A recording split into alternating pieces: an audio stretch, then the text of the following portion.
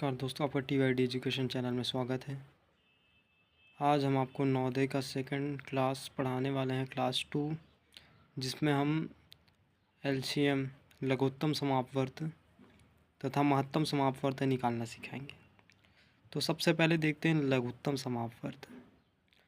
लघुत्तम समापवर्त को लसा या LCM के नाम से जानते हैं। ठीक है, तो यहाँ पे देखो किसका 25, 30 और 35 का लसा निकालना है।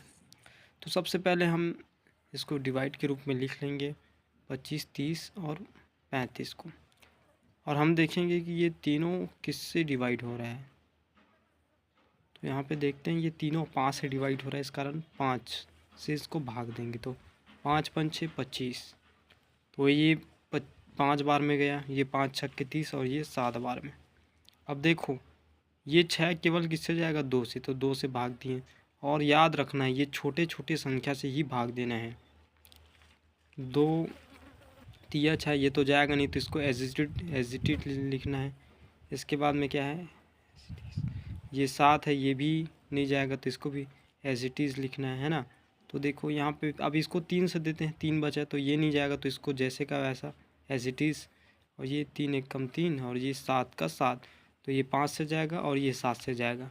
और हमें तब तक भाग देना है जब तक भाग देना है तब तक ये 1 ना हो जाए। ठीक है, तो देखो अब इसका लसा कैसे होगा, देखना लसा क्या होगा 5। ये जो है इसको गुना करना है। ठीक है, इन सभी को। तो 2 गुणित 5 गुणित 2 गुणित 3 गुणित 5 गुणित 7। तो पहले इन दोनों का करो 5 दूनी 10, फिर इसका करो 10 तिया 30 और ये 5 तिया 15, 3 पंचे 15, ये 150 हुआ, और ये 15 सत्ते 105, ये इतना हुआ। ठीक है, तो आगे लसा देखो 10, 15 और 20 का लसा। तो देखो ये 10, 15 और 20, ये 2 से जाएगा, क्या चीज़, ये 2 पंचे 10, 15 तो नहीं जाएगा, तो इसको एज इट इज़ लिखिए, ये 10 बार में गया। ठीक है, अभी ये 5 से जाएगा, 5 एकम 5 या 5 दूनी। अब ये वाला 2 से जाएगा ये, और ये 3 से जाएगा, तो इसको भाग दे दी। अब इसका लसा निकालने के लिए ये सभी तम का गुना कर देंगे। तो इसमें गुना किए तो कितना आया, 60। ठीक है, अब आते हैं महत्तम समापवर्त।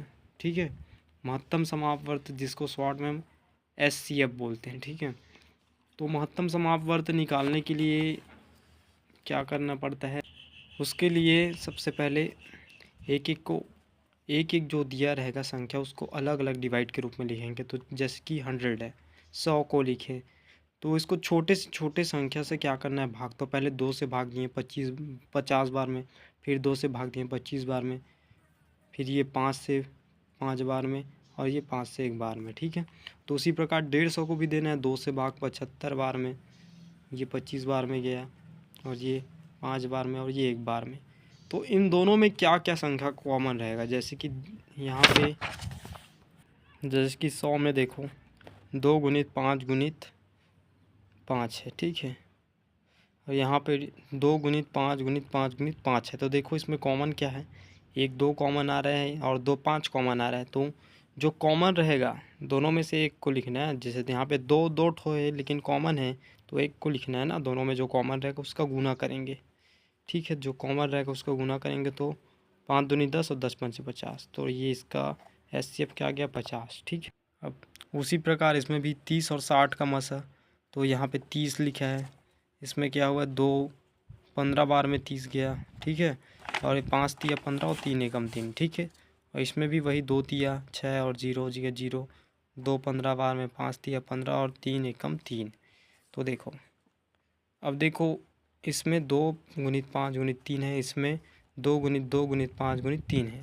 तो उसमें एक 2 कॉमन आ रहा है, और एक 5 और एक 3।